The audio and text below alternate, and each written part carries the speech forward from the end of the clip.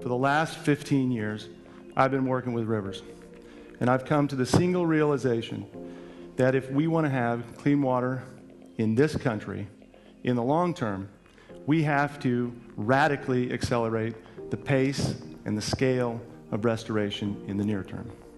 To do that, we're going to have to fundamentally change how conservation happens. Let me explain. In 1969, the year that I was born, this image of the Cuyahoga River in Ohio enraged the United States. That rage led to the nation's first environmental laws. The laws were in direct response to an economy that was taking too much from its environment. The movement operated like a great big green wall of no and put the procedures in place to keep bad things from happening. Fast forward 43 years. Though we no longer see the flames, I can tell you that our rivers are burning. Holding the line is not enough anymore. It's just not. We are behind and falling further behind every day. We need gain. We need to restore our natural systems at a greater rate than we degrade our natural systems. We know how to fix rivers. This is not a science problem.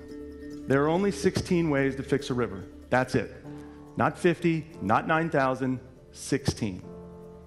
Problem is, those 16 solutions get caught in a crossfire of procedures and agencies and funders and permits, and they just stall, right? So what we did, realizing this was a systems problem, is we took all of those requirements, shoved them into a software platform, and essentially built TurboTax for restoration.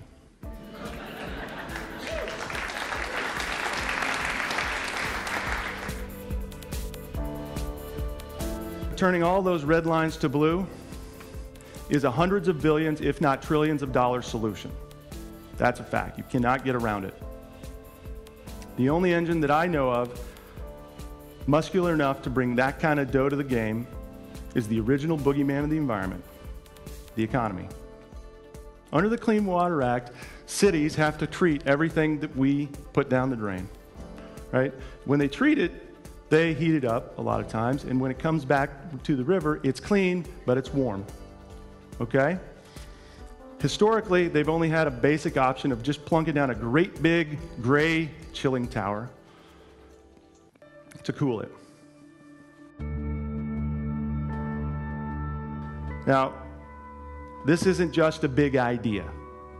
This is a big idea that's being implemented right here in Oregon. A while back, I heard a story about the Rogue River in Oregon. Every year, the Rogue is filled with salmon swimming upstream to spawn. But because factories were allowing warm water to run back into the river, the temperature was becoming too high for the salmon to survive. So to fix the problem, the town could have required the company to buy expensive cooling equipment, but that would have hurt the local economy. Instead, they decided to pay farmers and ranchers to plant trees along the banks of the river. And that helped to cool the water at a fraction of the cost. So it worked for business, it worked for farmers, it worked for salmon. So, City of Medford, southern part of the state, they're in compliance with the Clean Water Act.